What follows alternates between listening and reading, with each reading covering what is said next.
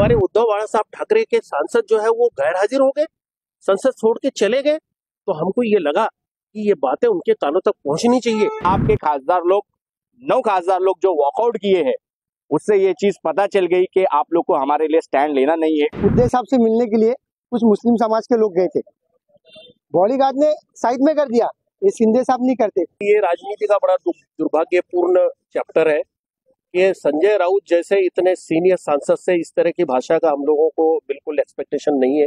ऐसी भाषा उनको इस्तेमाल करना चाहिए कि उनका जो स्टेचर है उसके समांतर जाए, ये उनके स्टेचर के खिलाफ वाली भाषा है। अब रहा सवाल थाना और मुख्यमंत्री के करीबी है या मुख्यमंत्री के साथ फोटो है। महाराष्ट्र में 1960 में हमारा ये स्टेट बना है, आज इतने दिनों में पहली बार ऐसा मुख्यमंत्री बना है जो सामान्य जनता का मुख्यमंत्री है। आज रास्ते पे चलते चलते आदमी उनको हाथ देता है, खड़े हो जाते हैं। इसके पहले भी मुख्यमंत्री थे, शिवसेना के 8-2.5 साल मुख्यमंत्री थे। जब इसके पहले के मुख्यमंत्री ने एक्सेस ही नहीं दिया किसी को, उनके अगल बगल फटकने का कोई चांस ही नहीं दिया, तो कोई कहां से फोटो खिंचवाएगा और कोई कहां से उनकी तारीफ करेगा। आज ये मुसलमान, देखो ये एक नैरेटिव है, ये बिल्ड किया जा रहा है क्योंकि मुख्यमंत्री साहब का जो ये हम लोग उनके वोटर है और हम उनके वोटर है और we are proud to be voter, उनके वोटर। उन्होंने कहा हमको गर्व है क्योंकि हमने जिसको वोट दिया था वो आज मुख्यमंत्री बना है, और मुख्यमंत्री बनने के बाद आज इन 2-2.5 सालों में उन्होंने पूरे महाराष्ट्र की काया पलट कर दिया है। जो आप विकास देख रहे हो, आप मुंबई थाना या महाराष्ट्र के किसी भी हिस्से में चले जाओ, ये विकास महाराष्ट्र के लिए सपना था।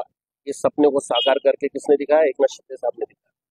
तो जब एकनाथ शिंदे साहब इतना बड़ा बड़ा काम करेंगे, मामूली कार्यकर्ताओं के घर चले जाएंगे, हमारे यहाँ छोटे से कार्यकर्ता के यहाँ मैयत हो जाती है, उसके मैयत में चले जाते हैं झोपड़पट्टियों में, तो हमारा भी, हम एक नागरिक के तौर पे, हम कोई पार्टी के कार्यकर्ता उनकी बोल के तारीफ नहीं कर रहे, हम एक नागरिक के हिसाब से उनकी तारीफ कर रहे हैं कि जब एक नागरिक ये देखता है कि हमारा मुख्यमंत्री एक छोटे से कार्यकर्ता के घर में मैयत में आ रहा है, उनके अच्छे बुरे में आ रहा है, उनके बारसा में आ रहा है, उनके बर्थडे में आ रहा है, उनकी शादी में आ रहा है, उनके सुख दुख में आ रहा है, तो हमारा दिल भी भर आता है। और हमको ये नेचुरल है, ये प्रकृति का नियम है कि आप अगर किसी जानवर को भी आप प्यार करोगे तो वो भी आपके सामने दुम हिलाएगा।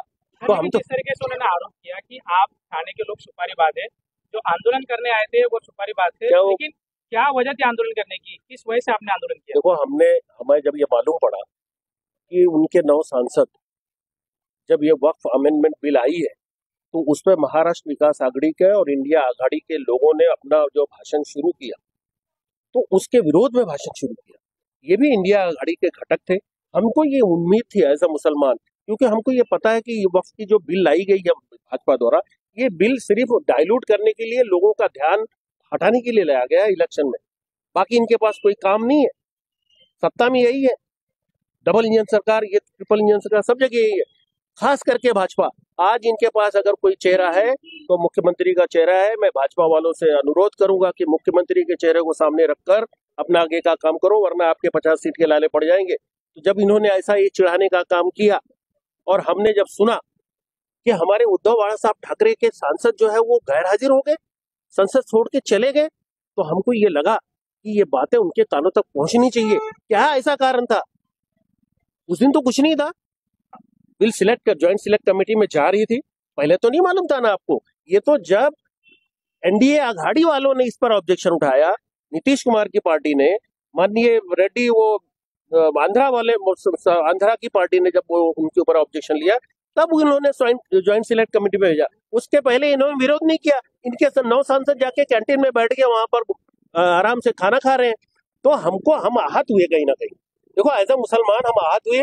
हमको ये लगा कि जब मुसलमानों ने इतना दिल से और इतना भरघोष और इतना टूट कर इनको जो है वोट दिया है, आखिरी हद तक वोट दिया है, तो फिर इनको हमारे हित में बात करनी चाहिए थी वहाँ। अभी आपकी क्या मांग है? जिस तरीके से संजय राउत ने आपका फोटो दिखाकर कहा कि ये गुंडे लोग थे, उद्धव ठाकरे से क्या मांग करना चाहोगे भैया? हम सम्मानीय उद्धव साहब से बोलना चाहेंगे कि आपके जो राज्यसभा में और जो इधर लोकसभा में जो जितने भी सांसद है, ये अपनी पोजीशन क्लियर करें, भूमिका अपनी स्पष्ट करें।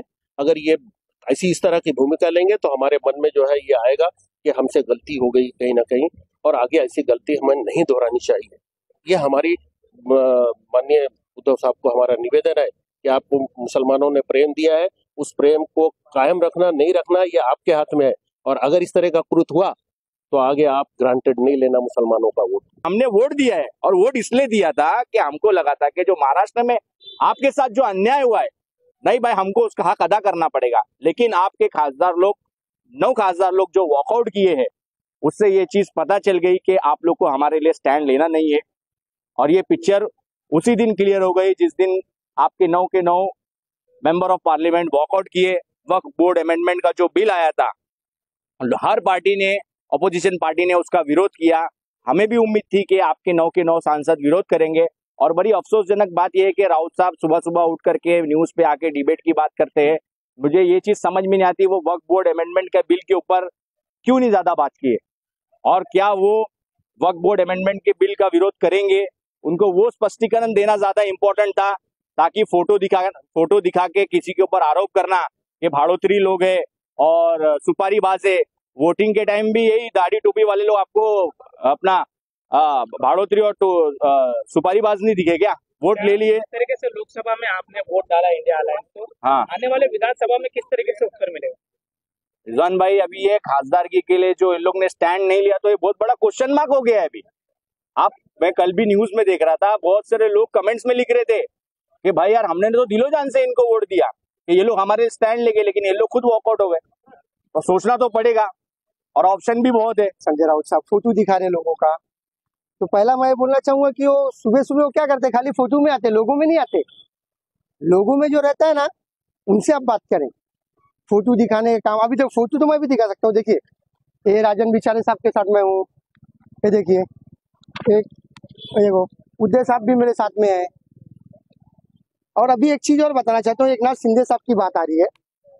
देखो अभी देखो इसमें ना उदय साहब से मिलने के लिए कुछ मुस्लिम समाज के लोग गए थे, बॉडीगार्ड ने साइड में कर दिया। ये शिंदे साहब नहीं करते, गरीब अमीर जात पात नहीं देखते, कोई भी आया आओ क्या काम है क्या प्रॉब्लम है, सबकी तकलीफ सुनते, सबसे बात करते। ये इसको क्या मालूम है संजय राउत साहब को। और रही बात तो बिल के ऊपर, अपना मुस्लिम के लोग गए थे, मुस्लिम लोग गए थे, ये इसका सवाल करना था लोगों को कि आप 9 लोग भागे क्यों। इंडिया अलायंस के लोग बोले, वहां पे विरोध किए, MIM के लोग किए, राष्ट्रवादी के लोग किए, सबने विरोध किया। आप क्यों भागे? आज महाराष्ट्र में सबसे मुसलमानों के हित तो तुम ही हो, लोग तुमको ही वोट दिए ना, तो आप क्यों भागे? आप इस पे जवाब देने के बजाय सुपारीबाज कह रहे हो। आप अपने आप को पहले देखो। अगली बार वोटिंग करने के लिए, अगली बार वोटिंग जब आने वाले हाँ। उसके बारे में क्या सोचेंगे? हम लोग टोटल मुख्यमंत्री एकनाथ शिंदे साहब को वंस मोर लाना चाहते हैं, उदय साहब नहीं चाहिए। ऐसा करेंगे मुसलमानों के साथ, ये करेंगे। अगर पूछने गए कुछ सवाल तो सुपारीबाज, गुंडे, क्रिमिनल, इसलिए वोट दे रही पब्लिक तुमको। हम लोग वंस मोर वापस मुख्यमंत्री एकनाथ शिंदे साहब को मुख्यमंत्री बनना देखना चाहते हैं।